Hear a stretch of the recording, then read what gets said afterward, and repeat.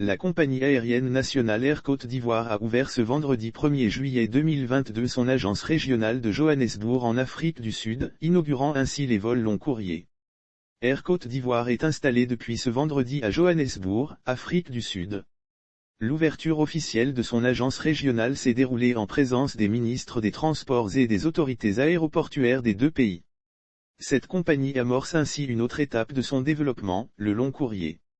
Les mots du ministre des Transports de Côte d'Ivoire: nous sommes dans la construction d'une intégration régionale vraie et forte sur le continent à travers l'ASLECAF. Air Côte d'Ivoire aujourd'hui en venant ici, c'est une ouverture sur une vingtaine de destinations en Afrique de l'Ouest et en Afrique centrale. Je pense que c'est une opportunité importante que nos deux chefs d'État nous ont demandé de saisir.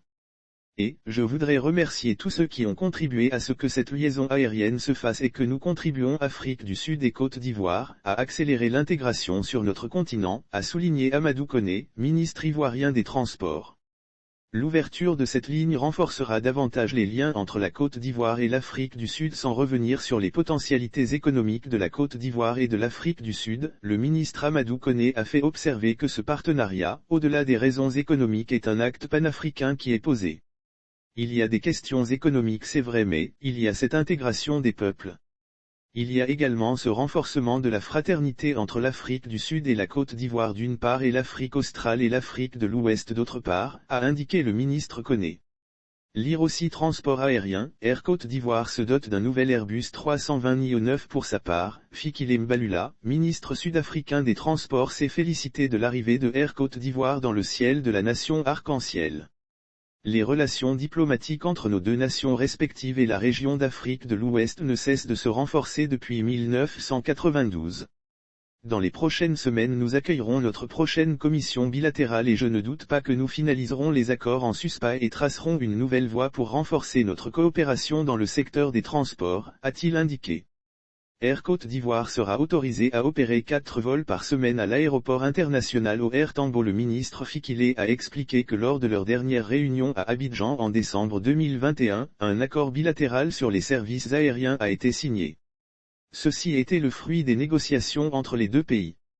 Notre compagnie nationale South Africa Airways assurait 3 vols par semaine entre Johannesburg et Abidjan avant d'être mise en faillite et n'a toujours pas repris ses activités. Air Côte d'Ivoire sera autorisé à opérer 4 vols par semaine à l'aéroport international OR Tambo. Nous sommes ravis d'accueillir Air Côte d'Ivoire, a fait savoir le ministre Fikile Mbalula. Le général Abdoulaye Coulibaly, président de Air Côte d'Ivoire, n'a pas caché son émotion à l'occasion du démarrage de la desserte de l'Afrique australe. En ce jour historique pour la Côte d'Ivoire et pour la compagnie, nous ne pouvons pas nous réunir sans avoir une pensée forte pour deux figures emblématiques de l'Afrique, Nelson Mandela et Félix Houphouët-Boigny, a-t-il rappelé. Général Coulibaly s'est félicité de l'ouverture de cette agence régionale.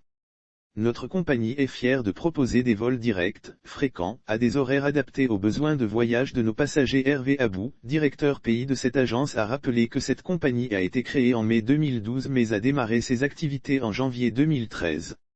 Notre compagnie est fière de proposer des vols directs, fréquents, à des horaires adaptés aux besoins de voyage de nos passagers. Nous connectons déjà les pays d'Afrique aux pays d'Afrique centrale à travers un réseau régional de 19 destinations. Johannesburg devient à ce jour notre 20e destination Afrique et nous en sommes fiers, a-t-il indiqué. Notons que l'ouverture de cette agence intervient 10 ans après le lancement de cette compagnie nationale. Jonas Baike, envoyé spécial à Johannesburg.